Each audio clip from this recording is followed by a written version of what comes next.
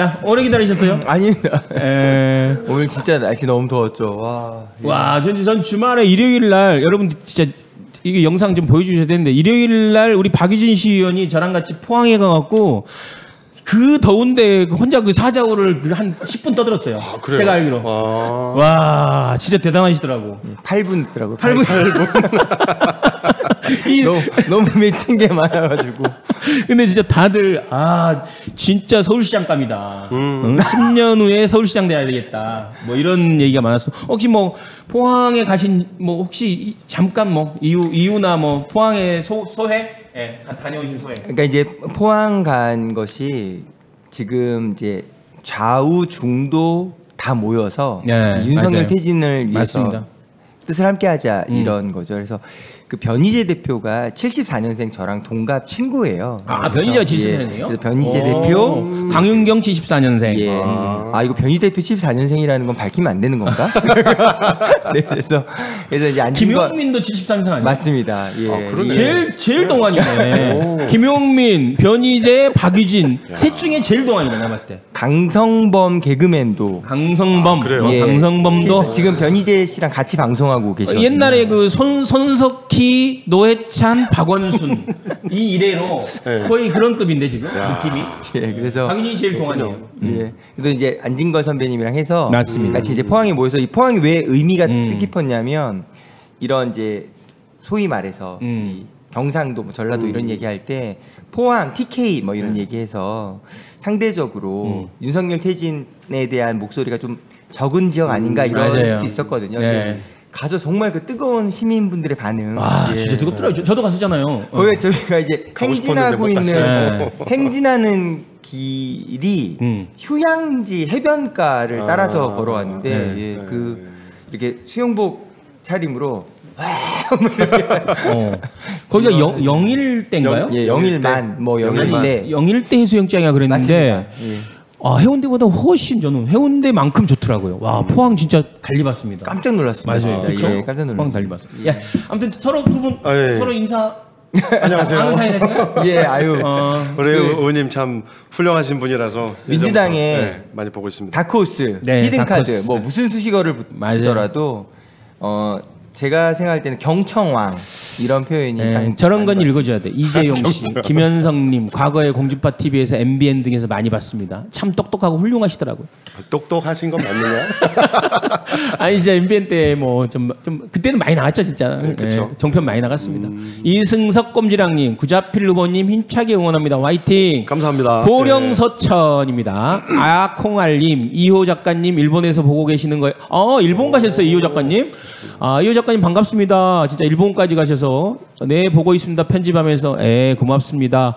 그리고 인사이트 TV 구름꽃님 열심히 노력하고 계시네요. 어찌 변희재의 나이가 더 들어 보이는지요? 맞습니다. 이 박유진 시의원. 변희재한테 혼나겠다. 그래서 제가 천기누설한 것 같아요. 아니. 지금 보니까 과거 손석희, 노회찬, 박원순의 버금가는 박유진, 김용민, 변희재. 그 경제평론가 이광수 씨도 74년생. 이광수 그 김광수 아닌가요? 김광수. 김광수. 잘 모르는 사람이라서 저. 그래서 저희가 이제 74 트리오 이렇게. 그렇구나. 네. 아무튼 제일 동안인 걸로. 이 그러게요. 박유진 시의원이 제일 동안. 아무튼 그렇습니다. 자, 구자필 이제 그 후보. 본부장 모시고 현안에 대해서 몇 가지 좀 다뤄봐야겠는데 지금 오늘 그 썸네일 잠깐 보여주실래요? 오늘 썸네일 제가 썸네일을 좀 이렇게 만들어봤는데 역대급 갈라치기 정권이다. 보통 보면 대통령이 당선되고 나면 통합 행보를 하잖아요. 그렇죠. 내가 진보의 대통령도 아니고 보수만의 대통령이 아니고 대한민국의 대통령이다라고 선언하면서 통합적 행보를 한단 말이에요. 보통 대통령이. 그래야죠. 근데 지금 그 윤석열 대통령은 역대급으로 이 갈라치기, 이 갈등의 대통령이 되고 있어요. 그러니까 멀쩡하게 있는 것도 갈라버려요 지금. 멀쩡하게 지금 잘 친하게 지내고 있는데도 갈랐는데 그게 이제 첫 번째가 제가 보면 후쿠시마 오염수 방류와 관련된 문제잖아요. 아니 근데 국민이 80% 이상이 반대를 하는데 국민의 뜻에 맞춰서 가면 되는데 본인이 무슨 역사적 사명을 받은 것처럼 이건 내가 찬성해야 된다. 뭐 이런 건데 후쿠시마 오염수 이 사태, 이 진전되는 정부의 태도를 보고서 우리 구자필 본부장은 어떤 생각이 들었어요? 뭐 한마디로 대실망이고 가까이 또, 예, 네, 예. 네.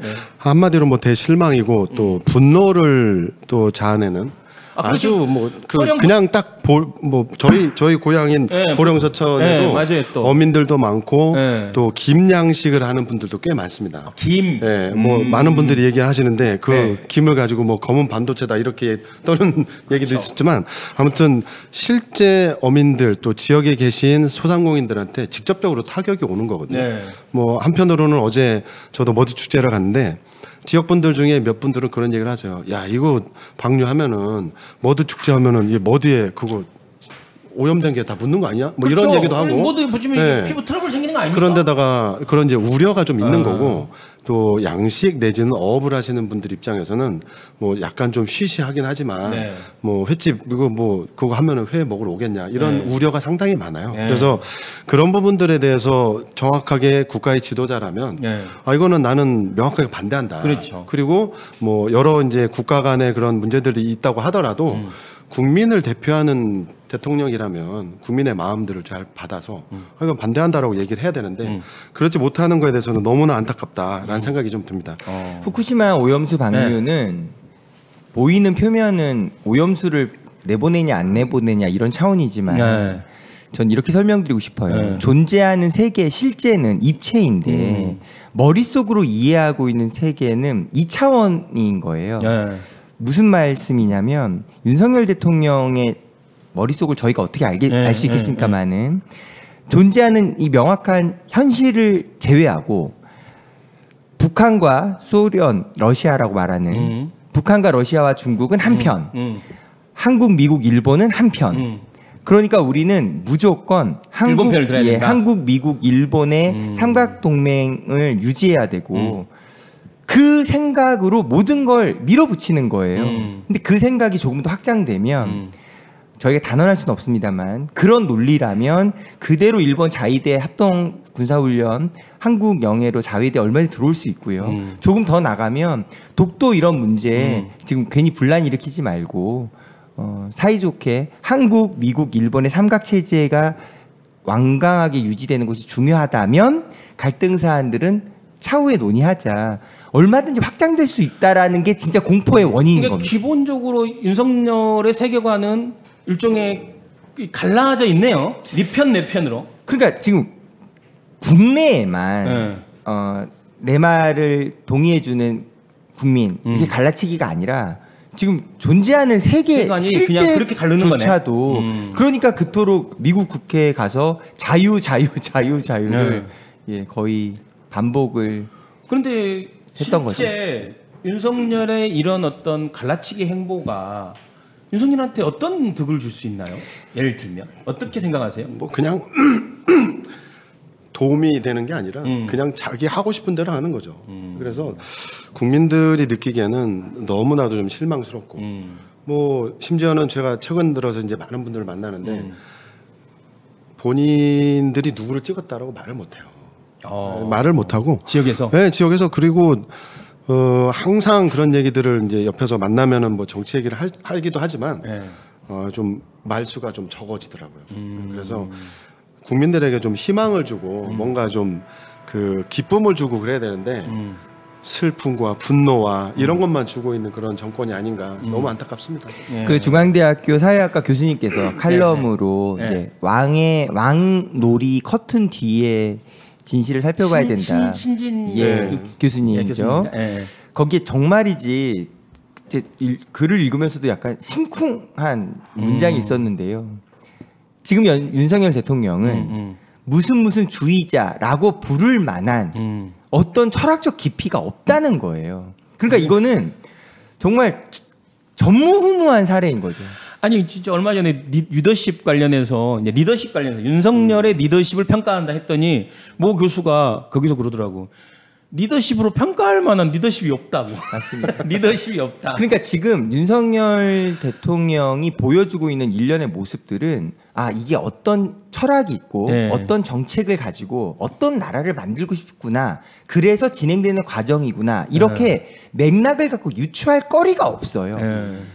정말이지 이 정도의 천방지축의 정책적 판단이 있었을까 싶을 정도의 난맥이고요. 그렇죠. 그러니까 지금 국민들의 눈높이에서 오로지 느껴지는 것은 어떤 철학을 갖고 어떤 방향을 가겠다라는 설명이 있는 게 아니라 내 생각에 반대되는 사람을 딱지를 붙여서 네. 저 사람들 때문에 안 되고 있어요. 이 설명만 있는 거예요. 그러니까. 경제는 노조 때문에 안 네. 돼요. 선생님 교권 네. 뭐 때문에 안 돼요. 네.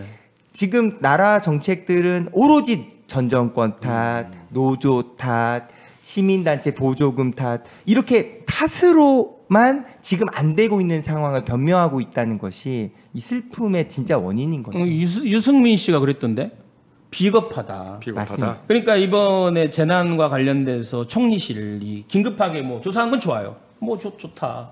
근데 전부 다가 이렇게 청주는 부시장이, 충청북도는 부지사가. 그래서 이제 왜 지사하고 시장은 책임을 묻지 않냐 그래. 선출직이니까 책임을 묻지 않는다고. 그러면 잠깐만요. 예? 그러면 예를 들면 고발이라도 해야죠. 그렇죠. 예를 들면 네. 선출직이라서 못하면 고발이라도 해야죠. 그래야 나온 거지. 정작 가장 큰 책임을 져야 될 지도자들은 면책을 주고 그래서 유승민조차도 비겁한 정권이다 이렇게 얘기했더라고요. 맞습니다. 그러니까 지금 정확하게 말씀하셨는데 생각해 보십시오. 우리가 공무원 사회라고 가정해 보면 정작 그 수의 한복판에서 대통령은 어디 있었나요? 외국에 아무도 그러니까. 시키지 않은 전쟁 국가에 가서 한다고 상황이 안 바뀌는다. 한반도를 전쟁 위기로 바로 밀어넣을지도 모르는 위험천만한 일들을 하고 있으면서 수해는 벌어지고 오송 참사가 일어났단 말이죠. 돌아와서 하는 것은 도대체 이런 일이 왜 있는지를 마치 쥐잡듯이 공무원 사회를 옥죄어 가면서 그러니까. 누군가에게 책임을 뒤집어 씌우고자 하는 일만 보이면서 정작 당사자는 대통령은 오송 참사 분향소 오지도 않았죠. 맞아요. 그러면서 부산에 내려가서 붕장어한테 물리는 이런 일들을 보이고 있으면 애국장어 열사. 그 국민들이 뭐 이런 오죽하면 네. 장어를 애국열사라고 이야기하겠어요. 아니 말 그대로 거. 죽음으로 그 장어를 비빔밥에서. 비빔밥에 그 장어를 묻혔는지는 저희가 사실관계를 확인하는지 못했습니다만 그놈을 이거 좀 해외 토픽감이에요. 장어열사라는 장어열사. 단어를 대한민국에서 만들었다라는 것은. 애국장어 너무 기특한 장어였습니다.